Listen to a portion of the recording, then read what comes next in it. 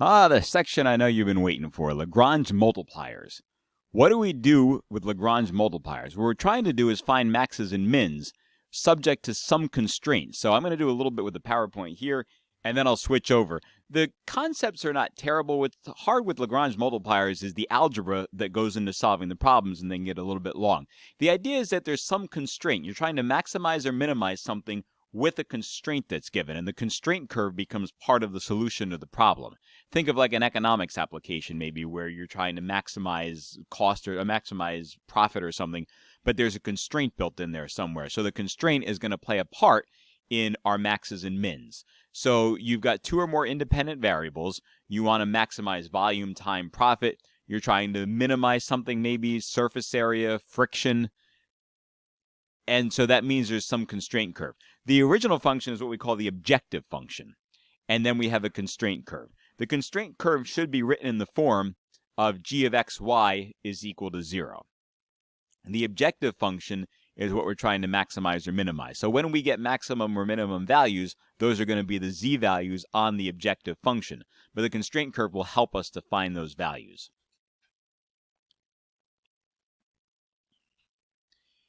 Graph the level curves, also graph the constraint curves. You're trying to figure out where they intersect. That's also the extrema of the function. So here's what the graph looks like. You've got all these level curves, right? The level curves are the green ones over here. You've got this constraint curve. Where the level curves and the constraint curves intersect, then you're going to be able to draw a tangent line, right? That's that tangent line. Unfortunately, I don't have a red pen here. There we go. The tangent line is over there. The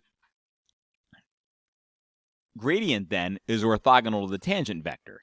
So you can have gradients that are orthogonal to the constraint curve and gradients that are orthogonal to the level curves. And you'll notice that the two gradients are parallel to each other.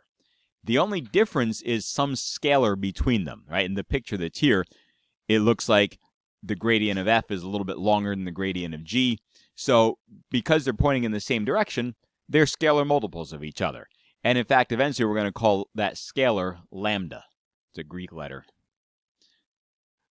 Sometimes these things are referred to as the Ballpark Theorem. As you walk along the outside fence of that, the curved outside fence of the ballpark, you can look at the distance between you and home plate. So the distance between home plate and this point here versus this point here versus that point there. At the point of maximum distance, that line from home plate is perpendicular. And we're going to call that point P, where we've maximized the distance between you and home plate at that orthogonal point. All right, so what is LaGrange multiplier? I kind of hinted I drew a little scraggly lambda. Here is the lambda that is the scalar by which the gradient vectors differ. All right, assuming that the function is differentiable, that the constraint curve is smooth, that it's in the form of g of xy equals 0, which I mentioned at the beginning that it has to be, and that the gradient is not 0 because that wouldn't make sense, then this is the main equation for LaGrange multipliers. That the gradient of f is a scalar multiple of the gradient of g. Right? They're both pointing in the same direction, so one is a scalar multiple of the other. Well, break it down, and you can look at the components. The partial derivative with respect to x equals some scalar times the partial g with respect to x, the same for the y's. Once we find the xy values, then we put them back into f to find out which are the highest and lowest, and that's your max and min. Okay, so that's the LaGrange multipliers, setting them equal to each other. So this is the first problem that we're going to take a look at. Find the maximum and minimum values for f of xy. So f of xy, that is my objective function. Over here, if I want to take that constraint curve and do g of xy equals 0, I can write this as g of xy equals x squared plus y squared minus 1. All right. Now, I'm going to switch over to the other window so that we can solve some of these problems. So my objective function is xy squared, and the constraint curve is x squared plus y squared minus 1 equals g of xy. So the first thing is, let's go to our objective function and take partial derivatives. So the partial derivative with respect to x is going to be what? Just the y squared. And the partial with respect to y is 2xy. Okay. On the other side, my g of x function also needs partial derivatives. So the partial with respect to x is going to be 2x. The partial with respect to y is going to be 2y. So setting it up as gradient f equals lambda gradient g gives me something that looks like this. Y squared, comma 2xy equals lambda times 2x 2y. All right, let's carry this through and see if we can make some sense of the algebra. The first part is setting each of the first components equal to each other. So I'll get y squared equals 2 times lambda times x. The other one will give me 2xy equals 2 times lambda times y. Sometimes one of these functions will be easier to work with than the other. I vote for the second one because I can subtract from both sides and get 2xy minus 2 lambda y equals 0. And I got a common factor. At least I can pull out a 2 and a y. And I'm left with x minus lambda equals 0. So this gives me two possibilities. Either y is equal to 0, or x is equal to lambda. Now, let's go back to our constraint curve for a second. If y is equal to 0, I can go back to my constraint curve and get something out of that. So for y equals 0, go back to my constraint curve, which originally was x squared plus y squared equals 1, and sub in a y equals 0.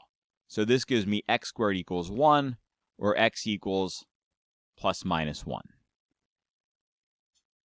Now go back to my objective curve. So if I substitute that back in, what is f of 1, 0? 1 times 0 squared is 0. And f of negative 1, 0 is still 0. All right, hold on to that thought for a second. Now, we've taken care of y equals 0. We found out when y equals 0, that happens when x is equal to plus minus 1. I can throw that into my objective function. The z values are 0. So I've taken care of y equals 0. Now I've got to do something with this x equals lambda. Well, the x equals lambda is going to go into that equation over there. Hang on, I'll show you. There it is. So I'm going to send it back to the other equation. So I worked with the ones where I set the second components in each of the gradients equal to each other. Now I'm going to work on the first components in the gradients equal to each other using that x equals lambda. When I do that substitution, I get y squared equals 2 times lambda times x. Well, replace the lambda with an x, and I get 2 times x, which is 2x squared. So I end up with y squared equals 2x squared. Square root of both sides will give me y equals plus minus the square root of 2 times x. Great. What do I do with that? Throw it into the constraint curve. So now throw this into the constraint curve. Just like we did over here for the y equals 0, now we got to do it for the y equals plus minus square root of 2 times x. So remember, our constraint curve was just the equation of a circle. It was x squared plus y squared equals 1. Well, it doesn't matter whether I put a plus or a minus. When I square it, I'm going to get the same thing. So square root of 2 times x will give me the same for the plus or for the minus. So I'll end up with x squared plus 2x squared equals 1. So 3x squared equals 1. X squared is a third. Carry that along. X equals plus minus 1 over root 3. Now I've got to throw them in to find my y. So y, we said, y squared was 2x squared. So now let's take that and put it in here. So y squared is going to be 2 times x squared. So if y squared is 2/3, now y is going to be plus minus the square root of 2 over the square root of 3. All right. I never promised pretty. What do we have now? We've got a couple of x's and y's that have to combine themselves. We've got f of negative 1 over the square root of 3 combined with plus minus square root of 2 over square root of 3.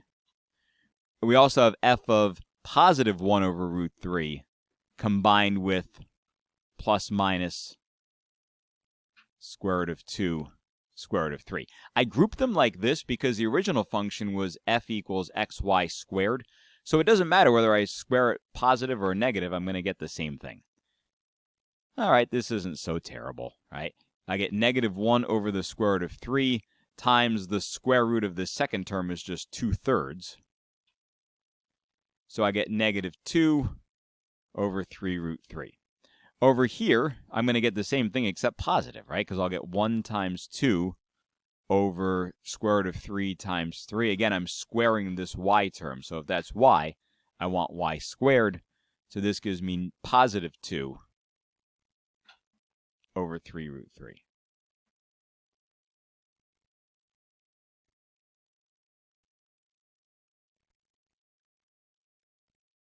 Well, I got a max and a min. That's my max. That's my min. Subject to those constraints. And what was the point in the middle? It was a nice point. It was negative 1, 0, 0, but it turned out not to be the max or the min. The maxes happen here, and actually there's one max, but there's 2 places where it happens. At 1 over root 3, the positive, and then 1 over root 3 and the negative. And then the min happens at 2 locations also. All right, let's take a look at another problem. Let's take a look at 1 and 3 variables. This time, I want to find max and min for this plane, x plus y plus z, subject to this very large constraint. Turns out that the gradients are not terrible, but there is a little bit of substitution involved. All right, so if you pause this, you write that problem down, I'll switch over and I'll work the problem out on my other screen.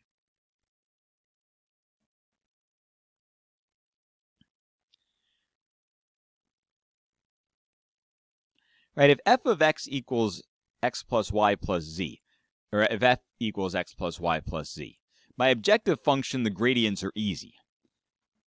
The first partial with respect to x is 1, partial with respect to y is 1, partial with respect to z is 1. Right, my gradient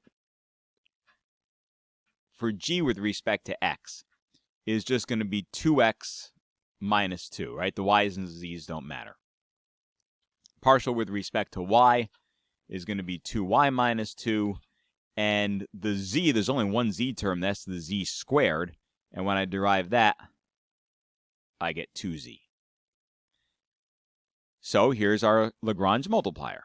1, 1, 1 equals lambda times 2x minus 2, 2y minus 2, 2z. Which means I'm going to end up setting up 3 equations from this. Right? For each one, it'll be the partial x equals lambda partial g, then for the y's, and then for the z's.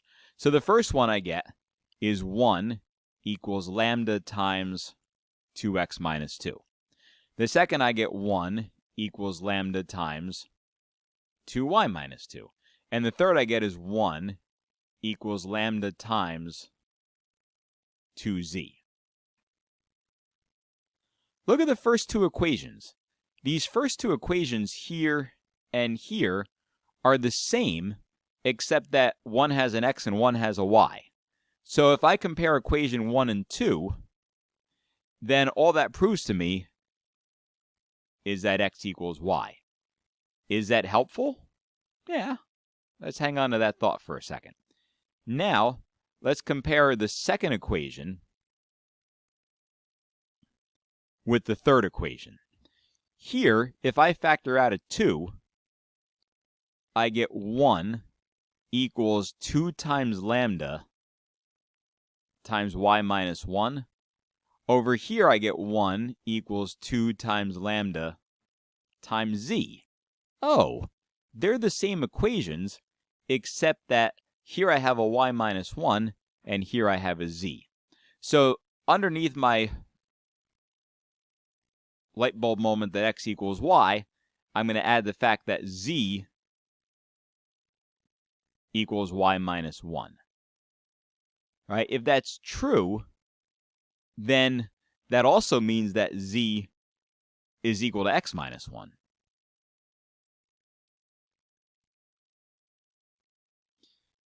One thing I don't have solved for is I don't have a value for y in terms of the other variables. So I have my x. I know I can replace my y's with x's, and I know I can replace my z's with x's. Oh, all right, good. I'm done. Go back to the constraint. Okay. What was the constraint function? It's worth writing it out because we're going to need to do a boatload of substitutions. The original constraint function looked like this. X squared plus y squared plus z squared minus 2x minus 2y minus 1 equals 0. So let's substitute. We want everything in terms of one variable. Replace the y with an x, right? If x and y are the same thing, replace the y with an x. Replace the z with an x minus 1, keeping track of your squares and your signs. Minus 2x already done. Minus 2 times, let's replace that y with an x. Minus 1 equals 0. So, x squared plus x squared is 2x squared. I got that. Over here, negative 2x minus 2x is negative 4x minus 1. And now, let's work on that binomial. Remember, when you square this, you get 3 terms. X squared minus 2x plus 1. Hey, the 1's go away. What am I left with? 2x squared plus x squared is 3x squared. Minus 6x equals 0. Factor out a 3x, and I'm left with x minus 2. All right, let's look at the possible solutions. There's 2 of them. One possible solution is that x is equal to 0. The other possible solution is that x is equal to 2. Well, if x is equal to 0, we said y was the same thing as x, so y must be equal to 0. Or here, y is equal to 2. What is z? Well, we said z was x minus 1. So subtract 1 from 0 and I get negative 1. Subtract 1 from 2 and I get 1. Here are the points of interest.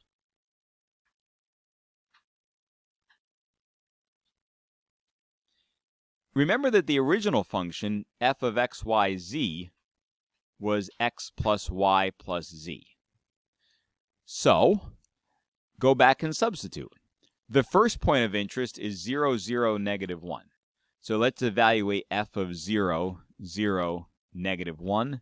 That'll give me 0 plus 0 plus negative 1, negative 1. Now evaluate that second column that I have here, f of 2, 2, 1. That'll give me 2 plus 2 plus 1, which is 5. And basically, my problem's done. This is my max. That's my min. All right, so I used a combination of algebraic techniques to get me to the point where I had